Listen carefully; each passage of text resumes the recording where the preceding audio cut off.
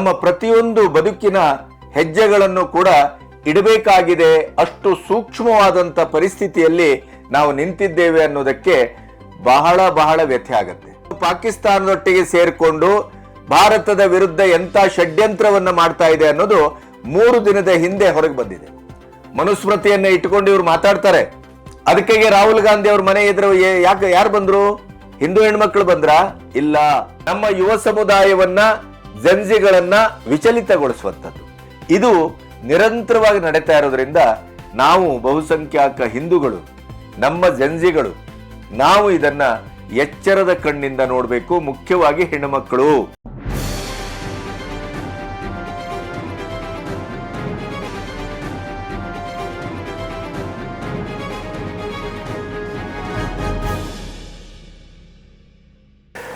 ನಮಸ್ತೆ, B Ganapati news ಚಾನೆಲ್ಗೆ ಸ್ವಾಗತ. ಇವತ್ತು ನನ್ನ ಅಂತರಂಗದ ಕೆಲವು ನುಡಿಗಳನ್ನ, ಅಂತರಂಗದ ಕೆಲವು ಅನಿಸಿಕೆಗಳನ್ನ ನಿಮ್ಮೊಟ್ಟಿಗೆ ಹಂಚ್ಕೋಬೇಕು ಅಂತ ಅನ್ಕೊಂಡಿದ್ದೇನೆ. ನನ್ನ ಎಲ್ಲಾ ವಿಡಿಯೋದಲ್ಲೂ ಅಲ್ಲಲ್ಲಿ ಈ ವಿಷಯದ ಬಗ್ಗೆ ಮಾತಾಡ್ತೇನೆ ನಾನು.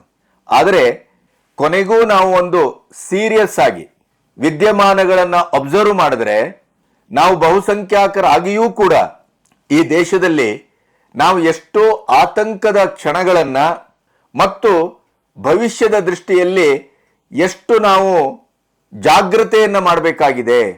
ನಾವು, ನಮ್ಮ ಮಕ್ಕಳು, ನಮ್ಮ ಸಂಸಾರ, ನಮ್ಮ ಸಂಸ್ಕೃತಿ, ನಮ್ಮ ಸಮಾಜ, ನಮ್ಮ ದೇಶ, ನಮ್ಮ ಅಸ್ಮಿತೆ, ಸನಾತನ, ನಮ್ಮ ಆರಾಧನಾ ಸಂಸ್ಕೃತಿ ಇವೆಲ್ಲವನ್ನ ಒಟ್ಟಾಗಿ ಗ್ರಹಿಕೆಯಲ್ಲಿ ಇಟ್ಟು ನಮ್ಮ ಪ್ರತಿಯೊಂದು ಬದುಕಿನ ಹೆಜ್ಜೆಗಳನ್ನು ಕೂಡ ಇಡಬೇಕಾಗಿದೆ.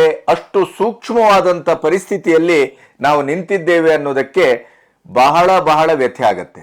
ಯಾಕೆಂತಂದ್ರೆ ನೀವು ಇಡೀ ಪ್ರಪಂಚದಲ್ಲಿ ಗಮನಿಸಿದರೆ ಯಾವುದೇ ದೇಶಕ್ಕೆ ಹೋಗಿ ಅಲ್ಲಿ ಬಹುಸಂಖ್ಯಾತರ ಒಂದು ಪ್ರಾಬಲ್ಯ, ಬಹುಸಂಖ್ಯಾತರಿಗೆ ಅಲ್ಲಿ ಪ್ರಥಮ ಆದ್ಯತೆ. ಆ ಬಹುಸಂಖ್ಯಾತರೊಟ್ಟಿಗೆ ಅಲ್ಪಸಂಖ್ಯಾತರು ನಯ, ವಿನಯ ಮತ್ತು ಮಾನವೀಯ ದೃಷ್ಟಿಯಿಂದ ಹೊಂದಾಣಿಕೆ ಮಾಡ್ಕೊಂಡು ಹೋಗುವಂತ ಒಂದು ಬದುಕು ಕಾಣುತ್ತೆ. ಆದ್ರೆ ಅದೆಲ್ಲವನ್ನ ವಿಪ್ಲವದ ಸ್ಥಿತಿಗೆ ಮತ್ತು ಇಡೀ ಪ್ರಪಂಚವನ್ನೇ ಜಿಹಾದಿಗಳ ಒಂದು ಆಡಂಬೋಲವಾಗಿ ನಾವು ಕಟ್ತೇವೆ ಅನ್ನೋದ್ರ ಬಗ್ಗೆ ಒಂದು ಇಡೀದಾದಂಥ ಗ್ಲೋಬಲ್ಲಿ ಏಕೀಕೃತವಾದಂಥ ಒಂದು ಕೆಲಸ ನಡೀತಾ ಇದೆ. ಇರಾನ್ನ ಬಗ್ಗೆ ತಮ್ಮ ತನು, ಮನ, ಧನ, ಒಡವೆ ಎಲ್ಲವನ್ನ ಬಾಚಿ ಕೊಟ್ರಲ್ಲ ಕಾಶ್ಮೀರದಿಂದ ಮುಸ್ಲಿಮರು. ಈ ದೇಶಕ್ಕೆ ಇರಾನು ಬಹಳ ಆಪ್ತ, ಇರಾನು ಬಹಳ ಮಟ್ಟಿಗೆ ಭಾರತಕ್ಕೆ ಸಹಾಯ ಮಾಡ್ತಾ ಇದೆ. ಇರಾನನ್ನ ಭಾರತ ಈ ರೀತಿ ನಡ್ಸ್ಕೋಬಾರ್ದಿತ್ತು, ಹಾಗೆ ಹೀಗೆ ಎಲ್ಲ ಹೇಳಿದ್ರಲ್ಲ. ಇವತ್ತು ಅದೇ ಇರಾನು ಪಾಕಿಸ್ತಾನದೊಟ್ಟಿಗೆ ಸೇರ್ಕೊಂಡು ಭಾರತದ ವಿರುದ್ಧ ಎಂತ ಷಡ್ಯಂತ್ರವನ್ನ ಮಾಡ್ತಾ ಇದೆ ಅನ್ನೋದು 3 ದಿನದ ಹಿಂದೆ ಹೊರಗೆ ಬಂದಿದೆ. ಪಾಕಿಸ್ತಾನ, ಚೈನಾ, ಇರಾನು ಇವೆಲ್ಲ ಟ್ರಯಾಂಗಲ್ ಆಗಿ ಒಂದು ಕಡೆ ಸೇರಿ ಭಾರತವನ್ನ ಹೊಡೆಯಲಿಕ್ಕೆ ಹೊರಟಂತ ಒಂದು ಪರಿಸ್ಥಿತಿ.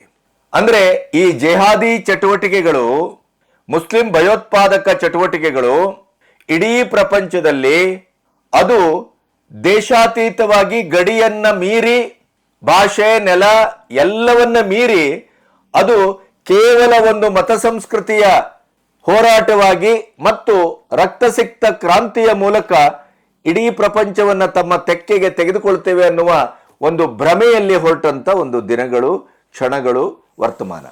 ಅದು ಭಾರತದಲ್ಲಿ ಬಹಳ ಕ್ರೂರವಾಗಿ ಕೆಲಸ ಮಾಡ್ತಾ ಇದೆ. ಇವತ್ತು ನೋಡಿ, RSS ಬಗ್ಗೆ ಪ್ರಿಯಾಂಕಾ ಖರ್ಗೆ ಅವರು ನಿರಂತರವಾಗಿ ದಾಳಿ ಮಾಡ್ತಾರೆ. ಕಾಂಗ್ರೆಸ್ ಅದಕ್ಕೆ ಸಂಪೂರ್ಣವಾಗಿ ಬೆಂಬಲವನ್ನು ಕೊಡ್ತದೆ. ಕಾಂಗ್ರೆಸ್ಸಿನ ವೇದವಾಕ್ಯವೇ ಏನು? ಈ ದೇಶ ಹಿಂದೂ ದೇಶ ಅಲ್ಲ, ಹಿಂದೂ ದೇಶ ಆಗಬಾರದು, ಹಿಂದೂ ದೇಶ ಆಗಿರಲಿಲ್ಲ ಅಂತ. ಆದರೆ ಯಾವತ್ತು ಜಿನ್ನ ಮತಧರ್ಮದ ಆಧಾರದಲ್ಲಿ ತಮಗೆ ಪಾಕಿಸ್ತಾನ ಬೇಕು ಅಂತ ಕೇಳಿದ್ರು ಆವಾಗಲೇ ತೀರ್ಮಾನ ಆಗೋಗಿದೆ ಅಂತ, ಇದು ಹಿಂದೂ ದೇಶ ಅಂತ. ಅದಲ್ಲದೆ ಇದ್ದಲ್ಲಿ ಜಿನ್ನ ಯಾಕೆ ಕೇಳ್ತಾ ಇದ್ರು? ಒಮ್ಮೆ ಇದು ಹಿಂದೂ ದೇಶ ಅಲ್ಲ, ಬಹುಸಂಖ್ಯಾತರ ಒಂದು ದೇಶ ಅಲ್ಲ, ಅವರೇ ಇಲ್ಲಿಯ ಮೂಲ ನಿವಾಸಿಗಳಲ್ಲ ಅನ್ನೋದೇ ಆಗಿದ್ರೆ ಅವ್ರಿಗೆ ಯಾಕೆ ಭಯ ಕಾಡಬೇಕಾಗಿತ್ತು?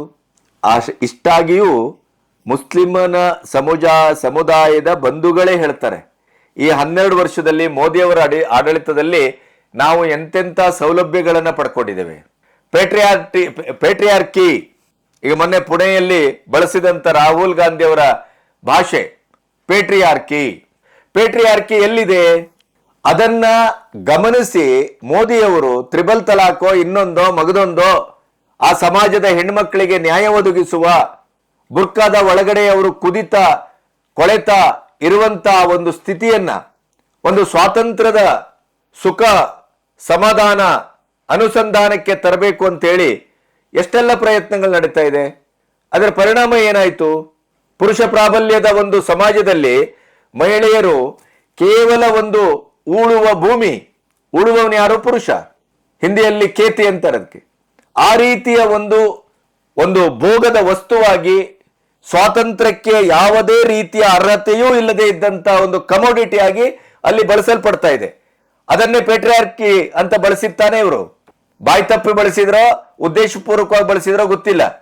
ಆದ್ರೆ ಇಡೀದಾಗಿ ಹೆಣ್ಣು ಸ್ವಾತಂತ್ರ್ಯವೇ ಇಲ್ಲದೇನೆ, ಸ್ವಾವಲಂಬನೆಯೇ ಇಲ್ಲದೇನೆ, ಸ್ವ ಅನ್ನುವಂತ ಒಂದು ಪ್ರಜ್ಞೆ ಇಲ್ಲದೆ ಬದುಕ್ತಾ ಇರುವಂತದ್ದು ಈ ದೇಶದಲ್ಲಿ ಯಾರಾದ್ರೂ ಇದ್ರೆ ಅದು ಮುಸ್ಲಿಂ ಹೆಣ್ಮಕ್ಳು, ಹಿಂದೂ ಹೆಣ್ಮಕ್ಳಲ್ಲ. ಮನುಸ್ಮೃತಿಯನ್ನ ಇಟ್ಕೊಂಡು ಇವ್ರು ಮಾತಾಡ್ತಾರೆ. ಅದಕ್ಕೆ ರಾಹುಲ್ ಗಾಂಧಿ ಅವ್ರ ಮನೆ ಎದುರು ಯಾರು ಬಂದ್ರು? ಹಿಂದೂ ಹೆಣ್ಮಕ್ಳು ಬಂದ್ರ? ಇಲ್ಲ.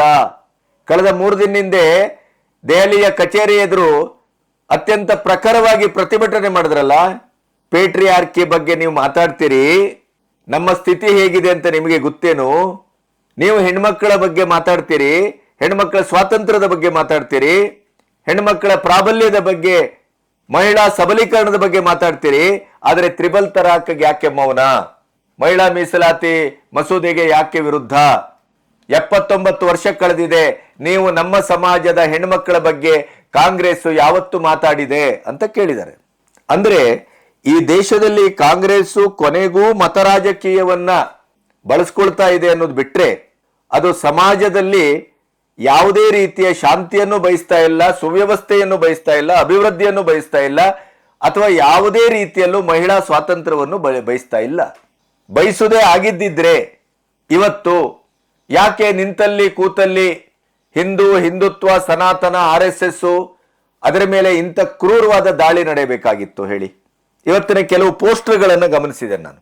ಅಂದ್ರೆ ನಮ್ಮ ಒಟ್ಟು ಮನಸ್ಥಿತಿ ಸಂವಿಧಾನ, ನ್ಯಾಯಾಂಗ, ಕಾರ್ಯಾಂಗ, ಶಾಸಕಾಂಗ, ಪ್ರಜಾಪ್ರಭುತ್ವ ಅಂತ ಬಾಯಲ್ಲಿ ಉರು ಹೊಡೆತ ಬೊಗಳ್ತಾ ಇದ್ರು ಕೂಡ ಇವೆಲ್ಲವನ್ನೂ ಮೀರುವ ಒಂದು ಸರ್ವಾಧಿಕಾರಿ ಮತ್ತು ಅತ್ಯಂತ ಭಯಾನಕವಾದಂತ ಒಂದು ಹಿಟ್ಲರ್ಗಿರಿ, ರಕ್ತಕ್ರಾಂತಿಗೆ ಎಲ್ಲೋ ಮುಖ ಮಾಡುವ ಸ್ಥಿತಿ, ಇಂಥದ್ದು ಸೂಕ್ಷ್ಮವಾಗಿ ನಾವು ಗಮನಿಸಿದ್ರೆ ಗೊತ್ತಾಗ್ತಾ ಇದೆ. ಅದನ್ನ ನಿಮ್ಮೊಟ್ಟಿಗೆ ಇವತ್ತು ಹಂಚ್ಕೋಬೇಕು ನಾವು. ರಕ್ಷಾಬಂಧನದ ದಿನ ಇವತ್ತು.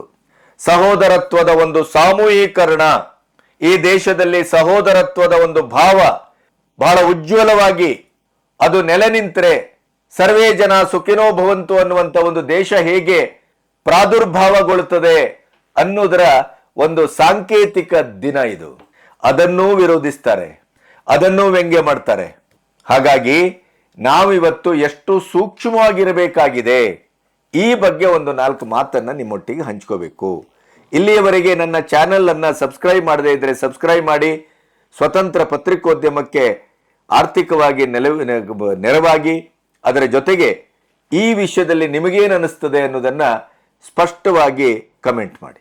ಮೊದಲನೇದಾಗಿ RSS 79 ವರ್ಷಗಳಲ್ಲಿ ಕೂಡ ಯಾವುದೇ ರೀತಿಯ ಒಂದು ಕ್ರಿಮಿನಲ್ ಕೇಸ್ ಇಲ್ಲ, ಅದರ ಮೇಲೆ ಯಾವುದೇ ರೀತಿಯ ಒಂದು ದೊಂಬಿ ಗಲಭೆ ಕೇಸ್ ಇಲ್ಲ. ಇಡೀದಾಗಿ ತನ್ನ ಸಾತ್ವಿಕವಂತ ವ್ಯಕ್ತಿತ್ವ ವಿಕಸನ, ಆ ಮೂಲಕ ಇಡೀ ದೇಶವನ್ನ ಕಟ್ಟುವ ಒಂದು ಪ್ರಕ್ರಿಯೆ, ಸಮಾಜದ ನೋವು ನುರಿಗಳಿಗೆ ಸ್ಪಂದಿಸುವ ಸೇವಾ ಮನೋಭಾವ, ಇದು RSSನ ಆತ್ಮಪ್ರಜ್ಞೆ. ಅದು ಪ್ರಿಯಾಂಕಾ ಖರ್ಗೆ ಅವರ ಮೊನ್ನೆ ಸದನದಲ್ಲಿ ಕೇಳಿದ ಪ್ರಶ್ನೆಗೆ ಉತ್ತರ ಕೊಡುವಲ್ಲಿ ಅದು ಸಾಬೀತಾಗಿದೆ.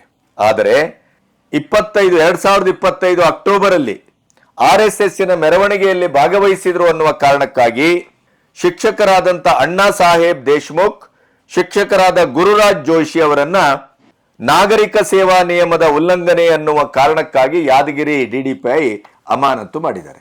ಒಂದು ಪ್ರಶ್ನೆ ಕೇಳಬೇಕು, ನೀವು ಕೇವಲ ಒಂದು RSSನ ಗಣವೇಷಧಾರಿಯಾಗಿ ನಾಗರಿಕ ಸೇವಾ ನಿಯಮದ ಉಲ್ಲಂಘನೆ ಅನ್ನುವ ಅಡಿಯಲ್ಲಿ ಶಿಕ್ಷಕರನ್ನ ನೀವು ಅಮಾನತು ಮಾಡ್ತೀರಿ.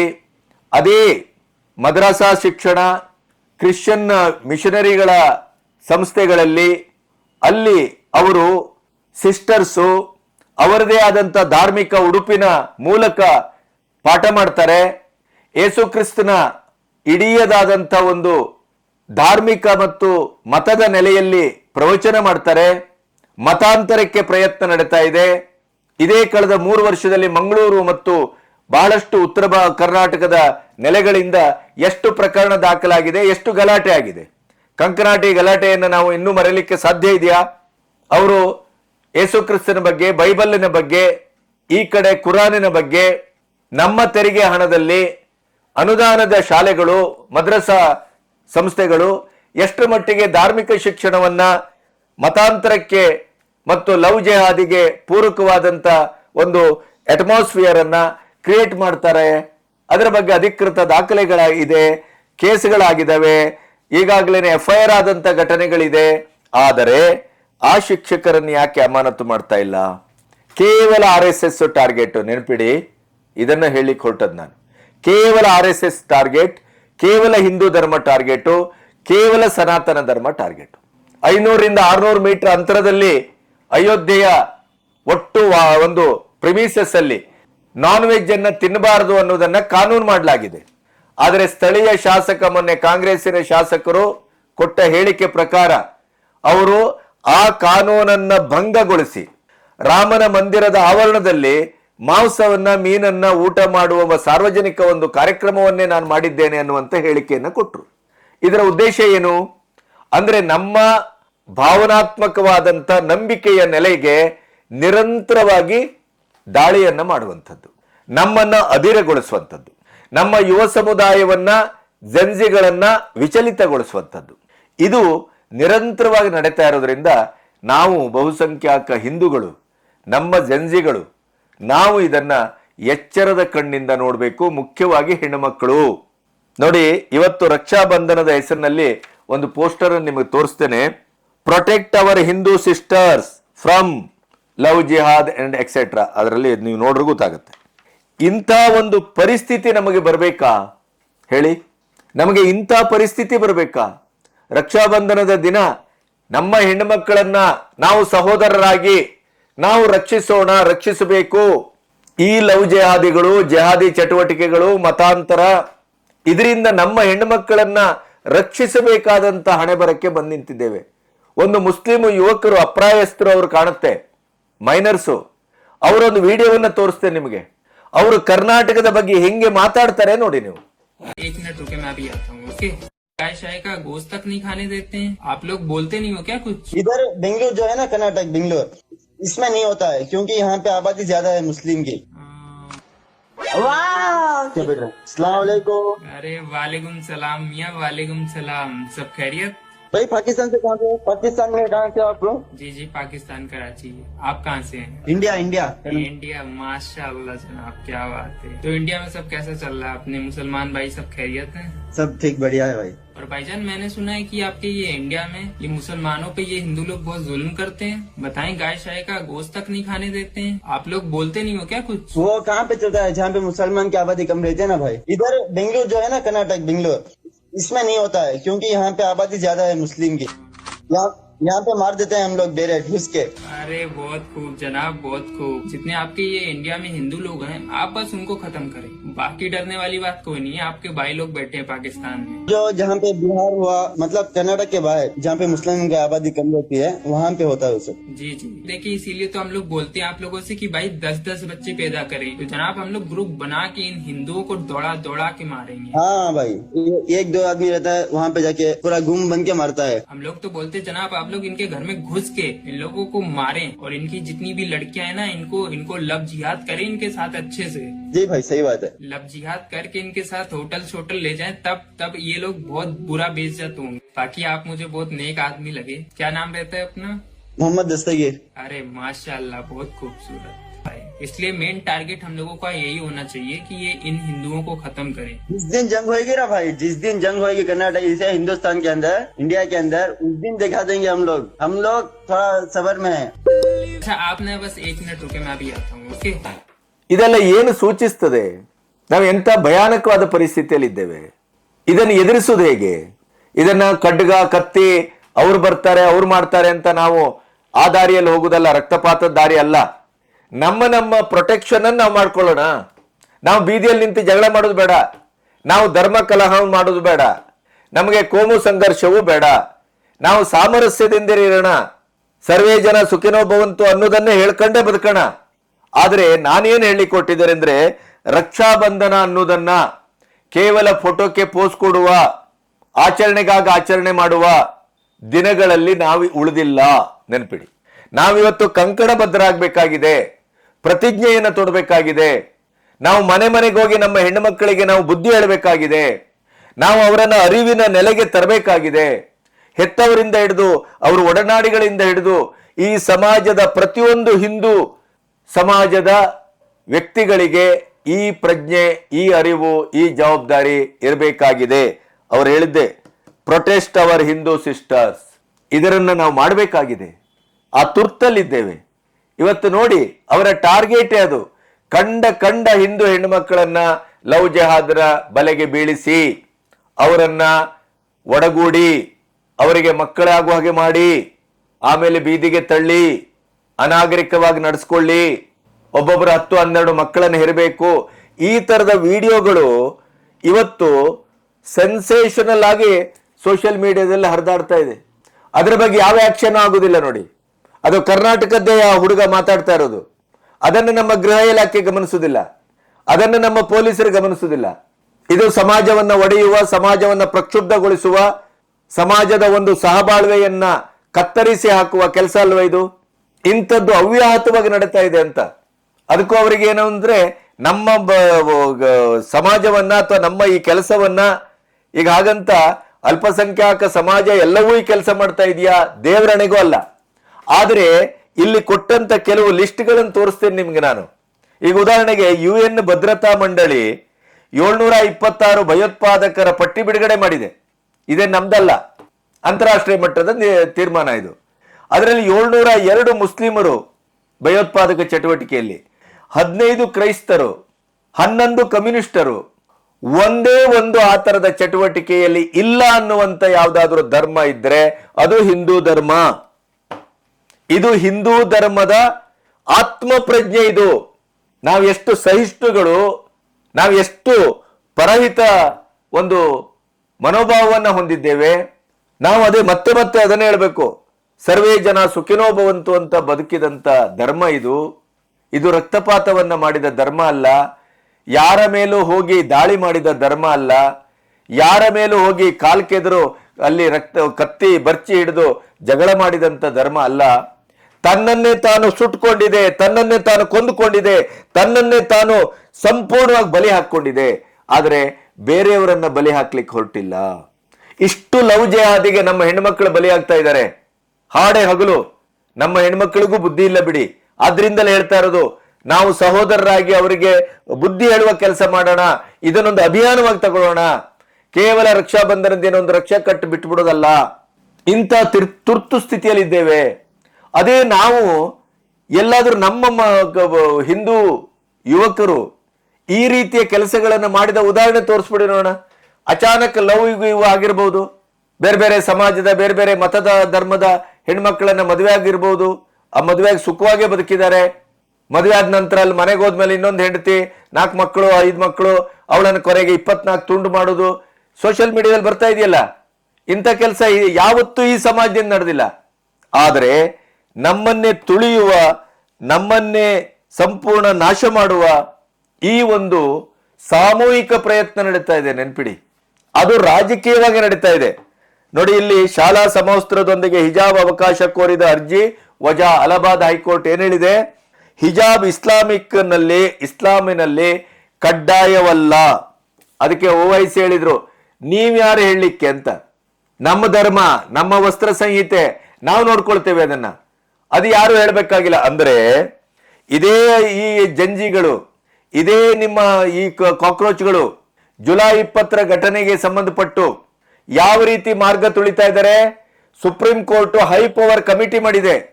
ಮಾಜಿ ಸುಪ್ರೀಂ ಕೋರ್ಟಿನ ನ್ಯಾಯಾಧೀಶರ ನೇತೃತ್ವದಲ್ಲಾಗಿದೆ ಅದು.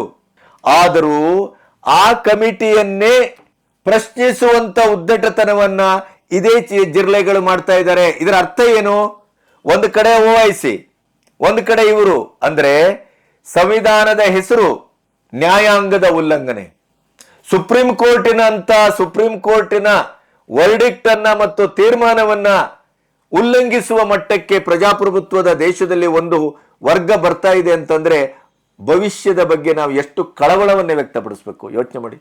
ಇವತ್ತು ಭಾರತದಲ್ಲಿ ಕೊನೆಗೂ ಇರುವಂತ ನಮ್ಮ ರಕ್ಷಣಾದ ವ್ಯವಸ್ಥೆಯಲ್ಲಿ ಅಂದ್ರೆ ನಮ್ಮನ್ನ ಕೊನೆಗೂ ಬಚಾವ್ ಮಾಡುವಂತದ್ದು ಯಾವುದು? ಒಂದು ರಾಷ್ಟ್ರಪತಿಗಳ ಅಂತಿಮವಾದ ಅಧಿಕಾರ, ಇನ್ನೊಂದು ಸುಪ್ರೀಂ ಕೋರ್ಟಿನ ತೀರ್ಮಾನ.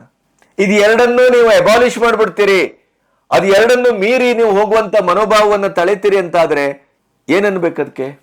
ಹಾಗಾದ್ರೆ ಇವ್ರ ಉದ್ದೇಶ ಏನು ನೋಡಿ. ಇಲ್ಲಿ ಒಂದು ಪೋಸ್ಟರ್ ತೋರಿಸ್ತೇವೆ. 20th July, black Monday, a day of brutality, a test of democracy.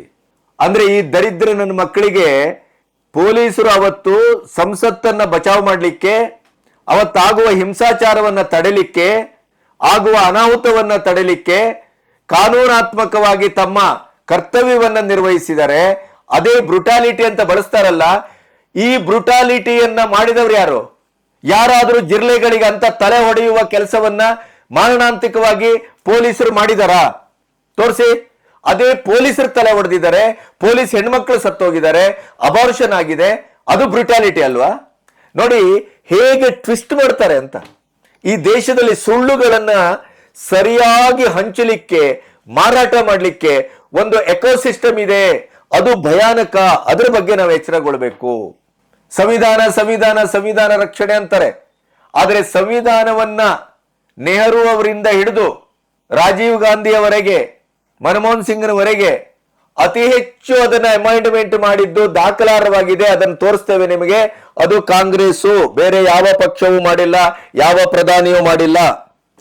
ಆದ್ರೂ ಕಾಂಗ್ರೆಸ್ ಏನ್ ಹೇಳ್ತಾ ಇದೆ? ಸಂವಿಧಾನದ ಪುಸ್ತಕ ಇಟ್ಕೊಂಡು ನಾವು ಸಂವಿಧಾನದ ರಕ್ಷಕರು. 12 ವರ್ಷದಲ್ಲಿ ಸಂವಿಧಾನದ ಯಾವುದೇ ಇದನ್ನು ತಮ್ಮ ಆಡಳಿತಾತ್ಮಕ ವ್ಯವಸ್ಥೆಯ ಉಳಿವಿಗಾಗಿಯೋ, ಅಧಿಕಾರಕ್ಕಾಗಿಯೋ, ಸ್ವಾರ್ಥಕ್ಕಾಗಿಯೋ ಮೋದಿ ಸರ್ಕಾರ, NDA ಸರ್ಕಾರ ಬಳಸಿಲ್ಲ. ಇದು ಪರಮ ಸತ್ಯ. ಇದನ್ನೇ ಈ ಸುಳ್ಳನ್ನ ಇಡೀ ದೇಶಕ್ಕೆ ಹಂಚ್ತಾ ಇದ್ದಾರೆ.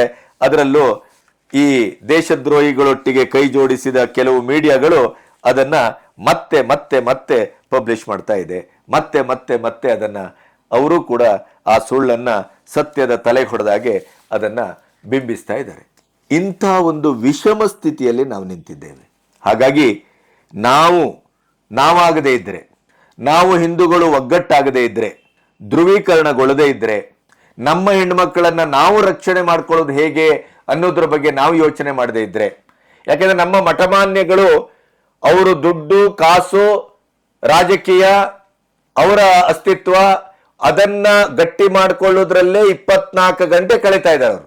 ಈ ಸಂಸ್ಕೃತಿ, ಸಂಸ್ಕಾರ, ಧರ್ಮ, ಪ್ರಜ್ಞೆ ಅದೆಲ್ಲವೂ ಕೂಡ ಒಂದು ರಾಜಕೀಯ ವೋಟ್ ಬ್ಯಾಂಕಿನ ಪ್ರಜ್ಞೆ ಆಗಿದೆ ಹೊರತು ಅದು ಸಮಾಜದ ಸಾಮೂಹಿಕವಾದ ಪ್ರಜ್ಞೆಯಾಗಿ ಬಳಕೆ ಆಗ್ತಾ ಇಲ್ಲ.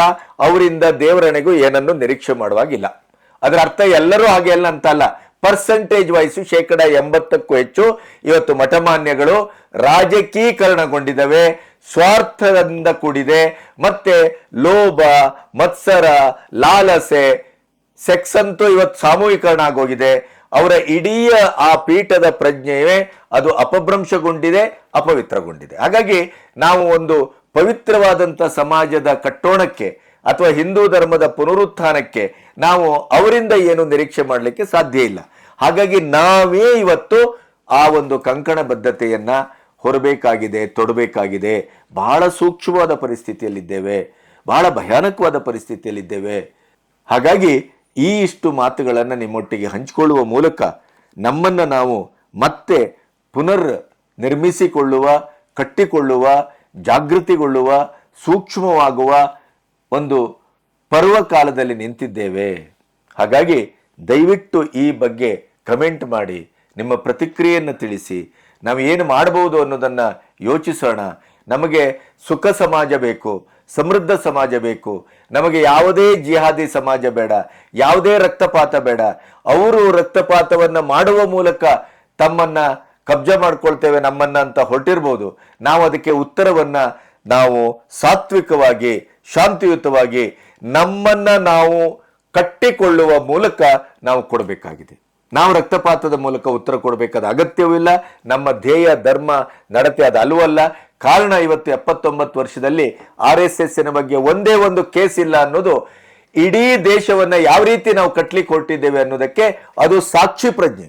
ನಮಗೆ ಪ್ರವೋಕಿಂಗ್ ಇಲ್ಲ, ನಮಗೆ ಒಡೆಯುವಿಕೆ ಇಲ್ಲ, ನಮಗೆ ಕೋಮುದ್ವೇಷ ಇಲ್ಲ. ನಾವು ಆ ರೀತಿಯ ಮನೋಭಾವವನ್ನೇ ಹೊಂದಿಲ್ಲ. ನಮ್ಮನ್ನು ನಾವು ನಮ್ಮ ಗೋವನ್ನ ರಕ್ಷಿಸ್ಕೊಳ್ಳೋಣ, ನಮ್ಮ ಧರ್ಮವನ್ನ ರಕ್ಷಿಸ್ಕೊಳ್ಳೋಣ, ನಮ್ಮ ಹೆಣ್ಮಕ್ಳನ್ನ ರಕ್ಷಿಸ್ಕೊಳ್ಳೋಣ, ನಮ್ಮ ಸಮಾಜವನ್ನ ಒಟ್ಟಿಗೆ ತೆಗೆದುಕೊಳ್ಳೋಣ ಹೋಗೋಣ. ಈ ಜಾತಿ ಗೀತಿ ಅದು ಇದು ಮೇಲು ಕೀಳು ಇವನ್ನೆಲ್ಲ ಬಿಟ್ಟು ನಾವು ಏಕತ್ರಗೊಳ್ಳಬೇಕಾದಂತ ಅಗತ್ಯದಲ್ಲಿ, ತೀವ್ರತೆಯಲ್ಲಿ ಇದ್ದೇವೆ. ದಯವಿಟ್ಟು ಪ್ರತಿಕ್ರಿಯಿಸಿ, ಈ ವಿಡಿಯೋವನ್ನು ಹೆಚ್ಚೆಚ್ಚು ಶೇರ್ ಮಾಡಿ, ಮತ್ತೆ ನಮ್ಮ ಸ್ವತಂತ್ರ ಪತ್ರಿಕೋದ್ಯಮಕ್ಕೆ ಬೆಂಗಾವಲಾಗಿ. ನಮಸ್ತೆ.